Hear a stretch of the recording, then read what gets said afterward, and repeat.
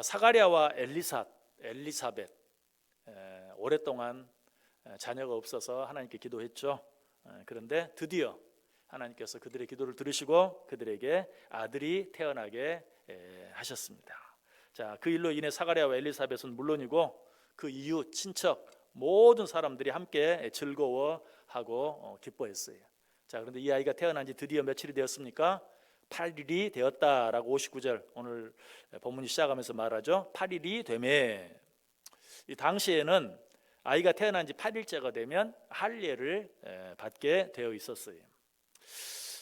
왜 아이가 태어나서 8일이 되는 날에 할례를 받게 하나님께서 법을 만들어 놓으셨을까? 물론 뭐 하나님이 정하면 법이죠. 하나님 마음이죠. 그야말로 그죠? 창조주 하나님 마음인데 그러나 거기에는 하나님의 깊은 뜻이 있어요. 하나님 마음이긴 한데 하나님 마음대로 아무렇게나 하는 건 아니에요. 하나님이 왜 그렇게 하셨는가? 하나님이 우리를 만드셨잖아요. 그래서 우리 인간에 대해서 너무나 잘 알아요. 이것이 1946년에 의학적으로 밝혀진 중요한 사실인데요. 신생아가 태어나면 일주일 동안은 혈액이 잘 응고가 되지 않는다고 그래요. 그리고 출혈에 굉장히 민감해서 태어나서 7일까지는 어떤 작은 수술이라도 하는 것이 쉽지 않다고 그래요. 그런데 놀랍게도 7일과 8일 사이가 그야말로 하루 상관인데 이 8일째가 되는 날은 소위 혈액 응고 인자인 프로트롬빈이라는 혈액 응고 인자가 성인의 110%, 정상인의 110%가 생겨진다고 그래요. 그리고 바로 그 다음 날부터 또 그 혈액 인자가 서서히 줄어들어서 정상, 그러니까 우리가 생각하는 100% 수준에 이르게 된다고 해요. 얼마나 놀랍습니까? 이것은 1946년 11월 미국 의학협회지 신생남아의 할례가 유익하다는 제목으로 발표된 의학 논문이에요. 참 놀랍죠? 시편 103편 14절에 보면 어떤 말씀이 있습니까? 이는 그가 우리의 체질을 아시며 우리가 단지 먼지뿐임을 기억하신다. 누가 우리의 체질을 알아요? 하나님 우리의 체질을 알아요. 왜? 우리를 만드셨기 때문에. 여러분 다시 한번 여러분의 육신의 건강까지도 하나님께 맡기고 늘 기도할 수 있기를 바랍니다. 자, 이 사실을 통해서 또 한 가지 우리가 중요한 교훈을 얻게 되는데 그건 뭔가? 자, 성경에 여러 가지 많은 규례가 있고 법도가 있어요. 해야 될 것이 있고 하지 말아야 될 것들이 있어요. 자, 그런데 이것들이 단순히 영적으로만 우리에게 유익을 주는가? 그렇지 않다는 것이 방금 우리가 알아보았죠. 자, 8일이 되면 할례를 받아라. 이거는 분명히 하나님이 세우신 영적인 법칙이에요. 너희들은 내가 택한 내 백성이요 내 자녀다 하는 그런 어떤 언약의 표시거든요. 그런데 이것이 영적으로만 유익이 되는가? 아니라는 것이 육적으로도 유익이 되는 것이. 특별히 이 남자아이의 할례는 그 외에도 이 시간에 구체적으로 설명하기가 조금 쉽지 않은 그런 부분까지도 얼마나 많은 육체적인 유익이 있는지 몰라요. 여러분 다시 한번 기억하세요. 성경에 나타나 있는 성경의 법칙이 단순히 영적인 것만이 아니다. 영육 간에 우리에게 유익이 되는 법칙인 것을 믿으시길 바랍니다. 그래서 우리가 하나님 앞에 기도하는데 기도하는 거 그렇지. 이거는 뭐 안 믿는 사람들도 기도 뭐 어떻게든 명상 뭐 이런 것들을 통해서 그런 것들이 정신적으로 또 영적으로 우리에게 유익이 된다는 사실을 알아요. 영적인 행위가 우리의 육신에도 유익이 된다. 그런데 뭐 주일 성수라든지 심지어는 하나님 앞에 헌금하는 일, 이런 일까지도 하나님 왜 그렇게 우리가 순종하기 힘들고 어려운 걸 만들어 놨을까? 여러분 그것도 단순히 우리에게 영적인 유익만 주는 게 아니라 육적인 유익도 줘요. 육적인 유익과는 전혀 관계없는 것처럼 느껴지는 헌금에 대해서 한번 생각해 볼까요? 자, 헌금을 하는 것이 우리의 육적인 유익이겠대. 물론 뭐 우리가 헌금하면 하나님이 기쁘시게 여기셔서 우리를 건강하게 해주신다. 뭐 그런 건 당연한 거고 그걸 떠나서도 여러분 헌금을 한다는 게 뭡니까? 사실은 하나님이 무슨 물질이 부족해서 우리의 헌금을 요구하는 게 아니고 헌금을 한다는 것 자체는 물질로부터의 자유함을 의미하는 거예요.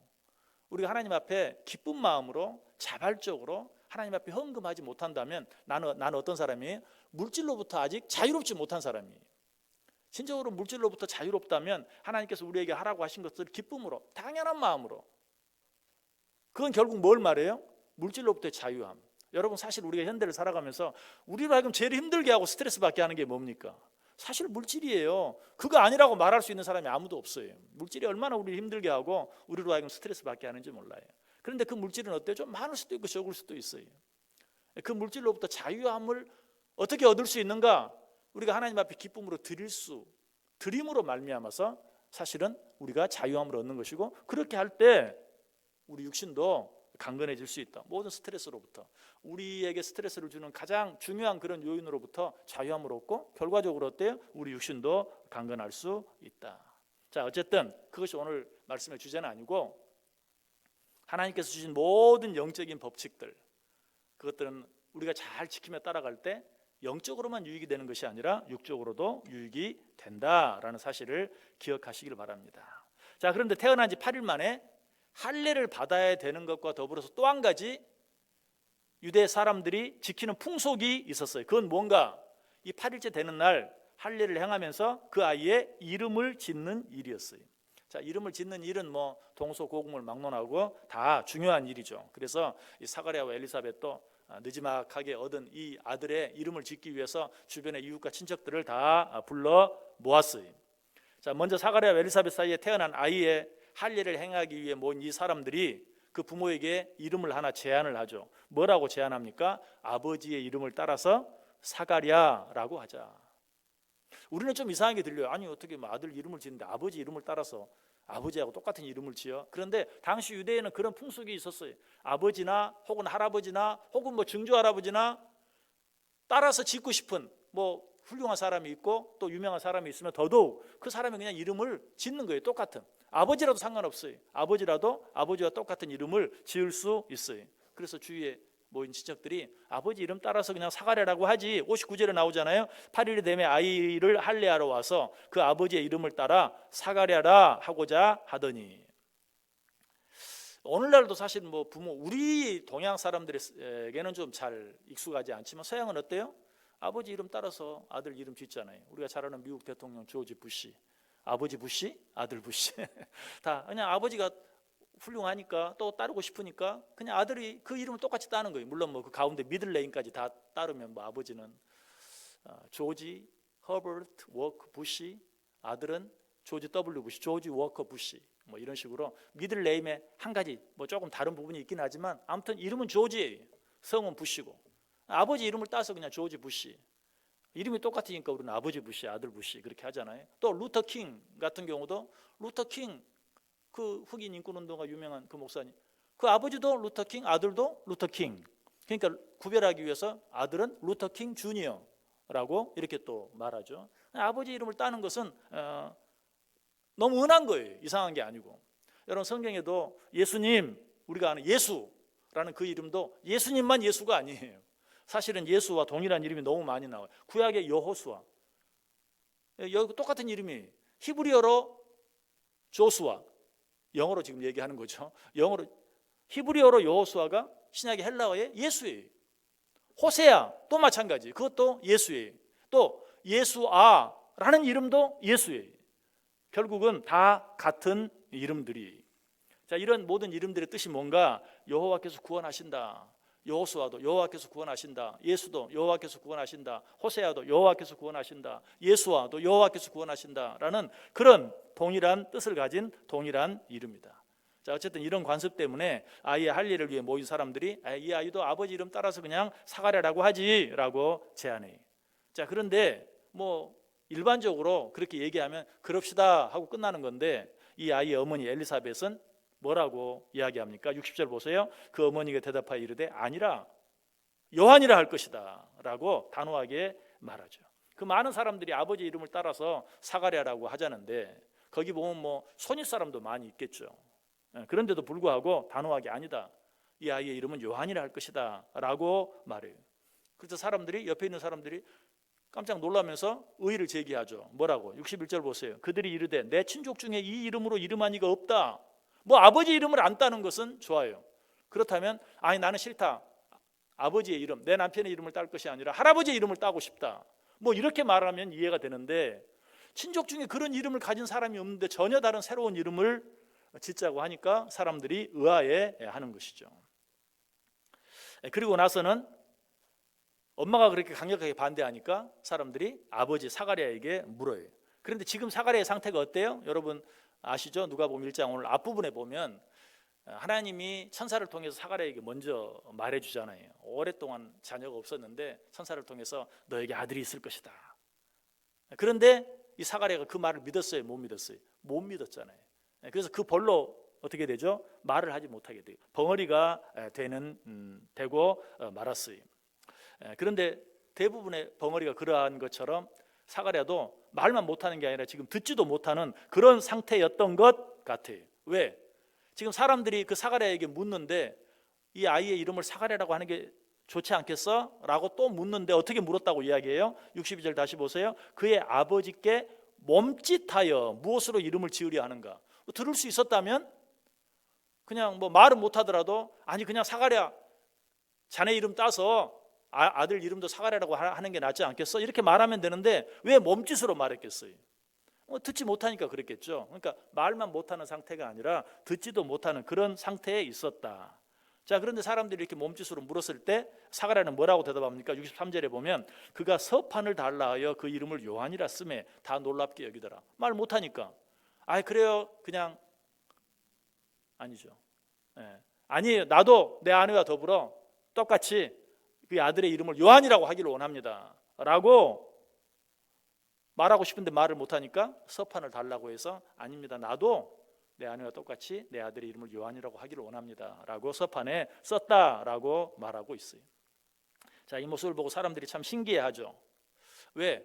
당시 관습으로 하면 뭐 아버지 이름을 따든지 아니면 뭐 큰아버지 작은아버지 아니면 할아버지 이름이라도 따야 되는데 친척 가운데 누구도 같지 않은 그런 이름으로 짓자고 하니까 사람들이 의아해해요. 또 한 가지 의아해하는 이유가 뭘까요? 전혀 새로운 이름인데 아버지와 어머니가 동시에 똑같이 엄마도 요한이라고 하겠다고 하고 아버지도 요한이라고 하겠다고 하는 것이 너무 신기했겠죠. 왜 이 아버지와 아들 사가랴와 엘리사벳의 생각이 일치했을까요? 뭐 사가랴가 아들의 이름을 요한이라고 한 것은 너무 당연해요. 왜? 하나님의 천사를 통해서 내가 너에게 아들을 줄 텐데 뭐라고 말했죠? 이름을 요한이라 하라 라고 했으니까 이제 그때서야 깨닫고 내가 아들을 준다고 했을 때도 못 믿고 의심하다가 이렇게 벙어리가 됐는데 지금 이제 그 벌로 말미암아 내가 벙어리가 되었지만 이제라도 그때는 의심함으로 말미암아서 하나님의 뜻을 받아들이지 못했지만 이제라도 아들이 생겼으니 하나님께서 약속한 대로 아들을 주었으니 이제는 그 아들의 이름이라도 하나님께서 원하시는 대로 지어야지 하고 아들의 이름을 요한이라 하겠다라고 말한 것은 당연해요. 그런데 그 어머니는 어떻게? 뭐 남편이 얘기했겠죠. 그 하나님의 말을 믿지 못해서 벙어리가 되고 하는 그런 과정 속에서 아내에게 왜 말하지 않았겠어요? 사실은 이런 일이 있었다. 하나님이 나에게 아들을 달라고 주겠다고 했는데 내가 믿지 못했다. 그래서 벙어리가 되었다. 그런데 그 아이를 낳으면 이름을 요한이라고 하라고 했다. 하나님께서 약속대로 아들을 주셨으니 그 아이의 이름은 요한이라고 해야 된다라고 아내에게 여러 번 이야기했겠죠. 어쨌든 이렇게 해서 사가랴와 엘리사벳은 하나님이 주신 그 아들의 이름을 요한으로 하기로 합니다. 자, 여기서 우리는 중요한 한 가지 또 교훈을 배우게 됩니다. 그것은 무엇인가? 지금 사가랴와 엘리사벳이 마치 한 몸처럼 하나님이 주신 명령에 절대적으로 순종할 수 있었던 이유가 무엇인가? 따지고 보면 사가랴가 하나님이 주신 말씀에 순종하지 못하고 의심함으로 말미암아 징계를 받은 것이 원인이 된 것이 벙어리가 된 것, 하나님의 말씀을 의심함으로 말미암아 벙어리가 되는 징계를 받은 것이 지금 사가랴와 엘리사벳이 이구동성으로 똑같이 한마음으로 모든 사람들이 반대하는데 하나님께서 하신 말씀에 전적으로 순종하고 따르기로 작정하고 결심할 수 있었다는 사실이. 여러분, 때때로 우리도 어때요? 잘못하면 우리에게 징계가 있을 수 있어요. 그러나 그런 일이 있을 때도 그로 말미암아서 하나님 앞에 어리석게 원망하고 불평만 하고 있을 것이 아니라 그로 인해서 하나님을 멀리하거나 하나님을 떠나는 그런 자리에 떨어질 것이 아니라 오히려 그런 일을 통해서 어때요? 하나님 앞에 가까이 나올 수 있어야 돼요. 그렇게 되면 그것이 축복이 돼요. 무엇까지도? 징계까지도 우리에게 유익이 되고 축복이 된다는 사실이.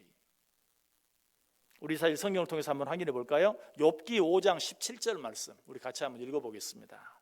욥기 5장 17절 시작. 볼지어다 하나님께 징계받는 자에게는 복이 있나니 그런즉 너는 전능자의 징계를 업신여기지 말지니라. 아멘. 징계받는 자에게는 복이 있나니. 사실 이것처럼 앞뒤가 안 맞는 말이 없어요. 징계를 받는데 무슨 복이 되겠어요? 그러나 징계받는 자에게는 복이 있나니. 여기서 징계를 받는다는 것은 그냥 단순히 하나님께 벌을 받는 것만을 말하는 것이 아니라 그 징계까지도 하나님께서 나를 사랑해서 주는 것으로 믿고 받는 자에게는 그것이 복이 된다라는 것이. 그러므로 우리는 어떻게 해야 된다? 그런즉 너는 전능자의 징계를 업신여기지 말라라고 말하고 있어요. 한 구절 더 읽어볼까요? 잠언 3장 11절과 12절 말씀 우리 같이 읽겠습니다. 내 아들아 여호와의 징계를 경히 여기지 말라. 그 꾸지람을 싫어하지 말라. 대저 여호와께서 그 사랑하시는 자를 징계하시기를 마치 아비가 그 기뻐하는 아들을 징계함같이 하시느니라. 아멘. 자, 하나님이 어떤 자를 징계하신다? 사랑하는 자를 징계하신다. 누가 누구를 징계하는 것처럼 아비가 그 기뻐하는 아들을 징계함같이 징계하신다. 그렇다면 징계가 아닌 고난, 징계는 어떤 잘못한 일로 말미암아 맞는 것이죠. 그런데 고난은 좀 달라요. 물론 잘못함으로 말미암아 당하는 고난도 있어요. 그러나 전혀 내 잘못과는 상관없이 당하는 고난도 있어요. 그런 고난을 받은 대표적인 사람이 누구죠? 욥이잖아요. 욥.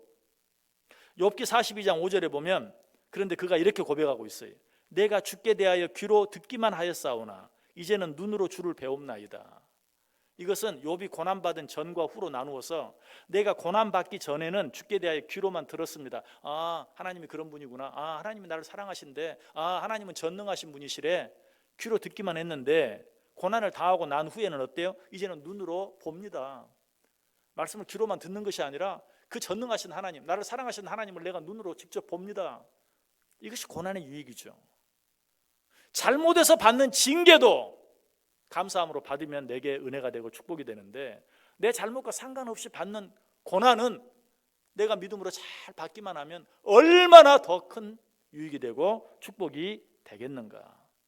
그러면 우리가 징계를 받을 때나 또 어떤 고난을 받을 때는 그것이 나를 향한 하나님의 배려요 선물이라는 사실을 기억하므로 하나님께서 그것을 통해 내게 주시기를 원하시는 것이 무엇인지 지난 주일 또 그 지난 주일에도 말씀을 드렸던 것처럼 그 일들 속에 감추어진 하나님의 본심이 무엇인지를 생각해 보세요. 눈앞에 표면적으로 나타난 것 말고 그 일들 속에 감추어진 하나님의 본심, 하나님이 나를 미워하시는 것 같고 하나님이 나를 버리시는 것 같고 하나님이 나를 사랑하지 않는 것처럼 느껴지는 그런 여러 가지 일들 속에 감추어진 하나님의 본심을 발견하기 위해서 애써야 된다. 여러분, 그래서 어떤 고난을 당하든지 어떤 징계를 당하든지 우리가 그러한 때 가장 조심해야 될 것은 우리의 마음이 다치지 않게 하는 거예요. 그런 일 때문에 우리의 마음이 다쳐지거나 하나님에 대해서 우리의 마음을 완악하게 하면 그것이야말로 끝이 절망이에요. 우리가 고난을 당하고 징계를 당하는 것이 절망이 아니, 우리가 그 고난과 징계로 인해 하나님을 향하여 마음을 닫아버리는 것, 하나님을 멀리하는 것, 하나님을 떠나는 것, 이것이야말로 절망 중에 절망이다. 이 고난 때문에 하나님을 대적하다가 망한 대표적인 한 사람이 있어요. 아하스 왕이. 자, 우리 그 내용도 한번 성경 같이 한번 읽어보겠습니다. 역대하 28장 22절에서 25절까지 우리 한 목소리로 읽습니다. 이 아하스 왕이 곤고할 때에 더욱 여호와께 범죄하여 자기를 친 다메섹 신들에게 제사하여 이르되 아람 왕들의 신들이 그들을 도왔으니 나도 그 신에게 제사하여 나를 돕게 하리라 하였으나 그 신이 아하스와 온 이스라엘을 망하게 하였더라. 아하스가 하나님의 전의 기구들을 모아 하나님의 전의 기구들을 부수고 또 여호와의 전 문들을 닫고 예루살렘 구성마다 제단을 쌓고 유다 각 성읍에 산당을 세워 다른 신에게 분향하여 그의 조상들의 하나님 여호와를 진노하게 하였더라. 아멘. 자, 아하스 왕이 자기를 친 다메섹 신, 그냥 자기를 공격해 온, 그래서 자기를 힘들게 만든 사람들이 믿는 신, 자기가 그 사람들에게 졌거든요. 그러니까 너희들 신이 더 세구나, 한마디로 이거예요. 그래서 나도 너희들이 믿는 신을 섬기겠다라고 그 신을 섬기다가 결국은 어떻게 망하게 되고 말았다라고 말하고 있어요. 그러나 사가랴와 엘리사벳은 그러지 않았어요. 자기가 지금 징계를 당하고 있지만 그것을 통해서 오히려 깨닫고 하나님께로 더 가까이 나갔어요. 하나님의 말씀에 더 순종했어요.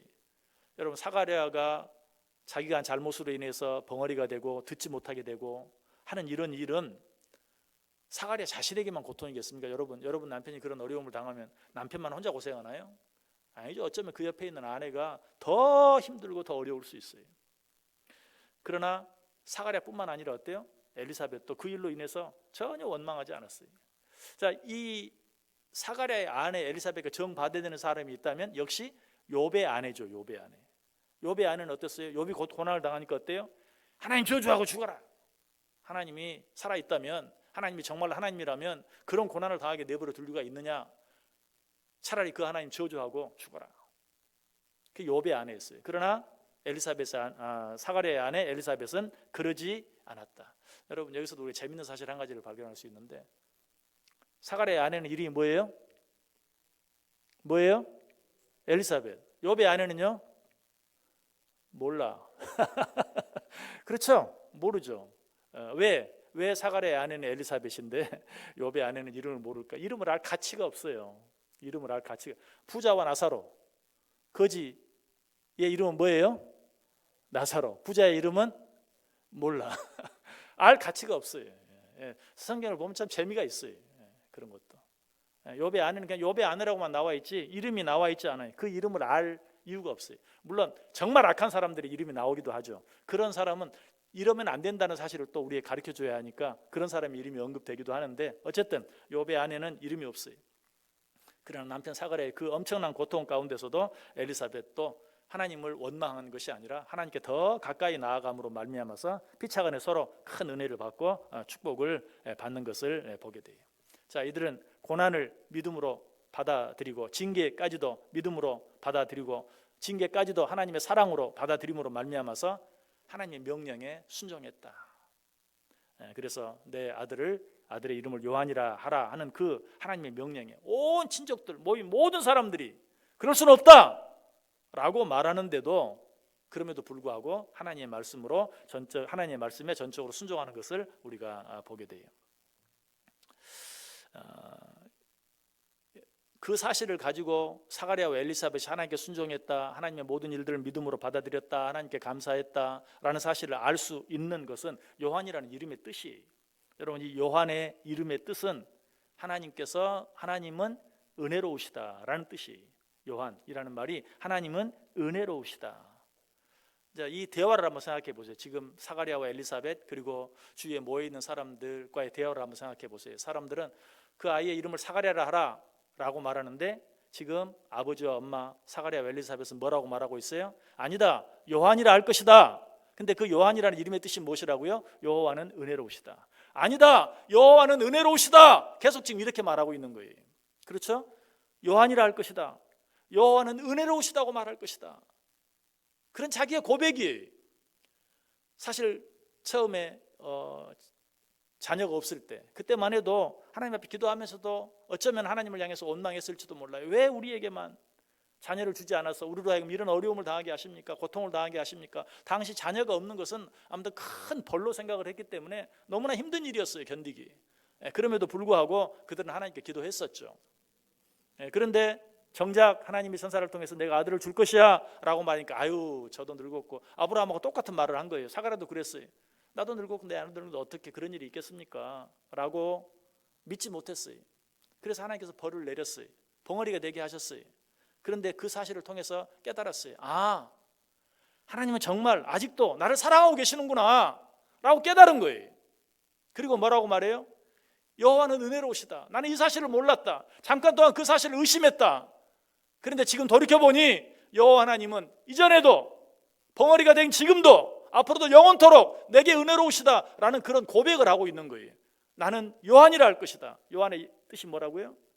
여호와는 은혜로우시다 라고 고백하고 있어요. 여러분, 이 고백이 우리의 고백이 될 수 있어야 돼요. 우리 형편이 어떠하든지 좋든지 나쁘든지, 또 내가 잘못해서 내가 징계를 받든지, 아니 아무 잘못도 하지 않았는데 내게 엄청나게 잘못한 사람도 받지 않는 그런 고난이 내게 임한다 할지라도 나는 뭐라고 고백할 수 있어야 돼요? 그래도 여호와는 은혜로우시다. 그래도 여호와는 나를 사랑하신다. 나를 향한 하나님의 은혜와 그 사랑은 절대 변하지 않는다.